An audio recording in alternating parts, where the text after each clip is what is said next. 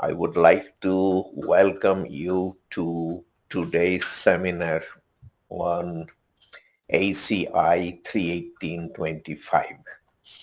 Uh, I thought I would do it in two parts, each 2 hours long, uh, but the changes are so many and of such significance that uh, we have now decided to extend the second day's Thursday seminar to 2.5 hours.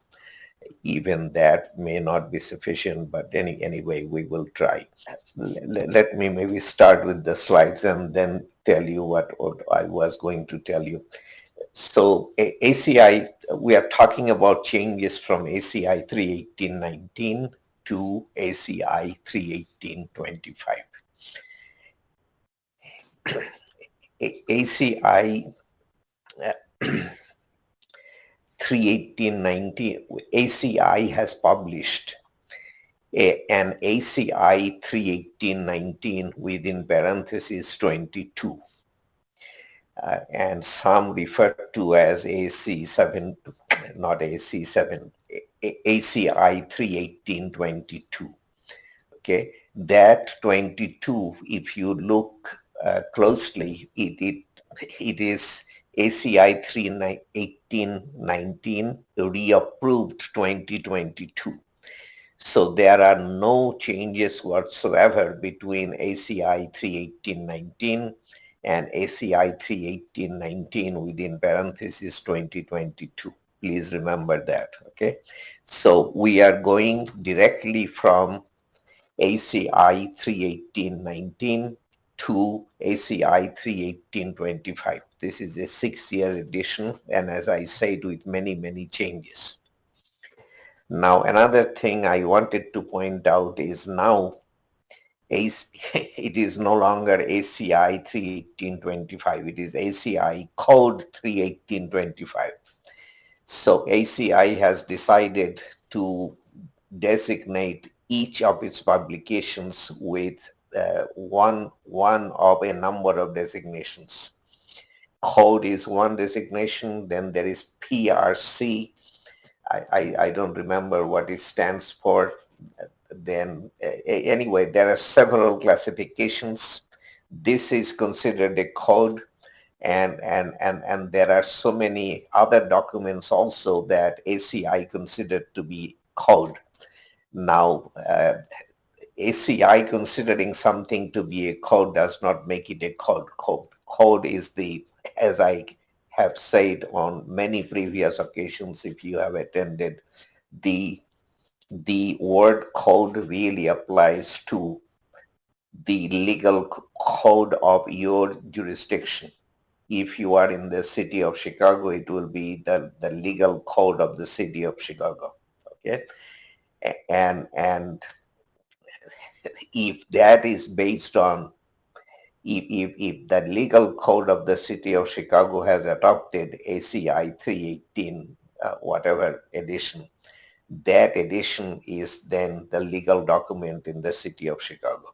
ACI calling it code is not sufficient. It has to be adopted by first the model code, which is IBC, and then that model code has to be adopted by the local jurisdiction.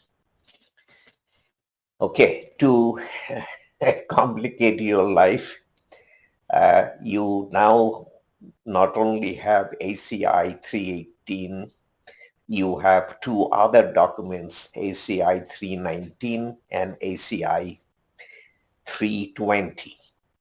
ACI 319 is for precast pre-stressed concrete. Okay, I shouldn't say pre-stressed, it could be non-pre-stressed. ACI 31819 is for precast concrete, as you see on the cover. Okay, so this document has the precast provisions of ACI 318, not all of them fully reproduced, but then very importantly, it also has provisions that are taken from the PCI design handbook. Those of you who do precast concrete design know the importance of the PCI design handbook. There are treatments of various things like notches and depths and so forth, which are peculiar to precast concrete. Some of those requirements in the handbook have been codified in ACI 319, and this process is planned to continue. Okay?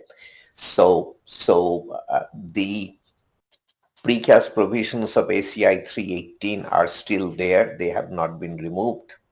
Some of them have been reproduced essentially in 319. There are additional precast provisions, and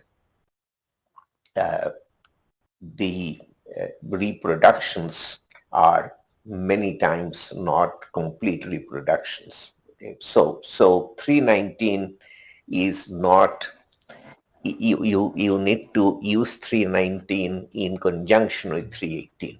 Okay, basic things like flexural design. The provisions are not repeated in 319. That wouldn't make any sense. Okay. Then there is 320 for post-tension concrete in specifically.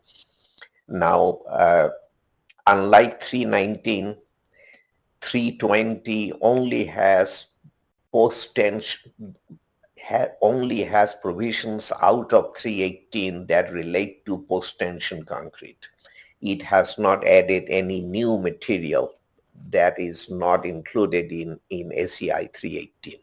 Not so far, not in this edition. Now all three documents will be updated every 6 years, and we will see where things go. Precast industry definitely has plans to include more and more provisions in upcoming editions.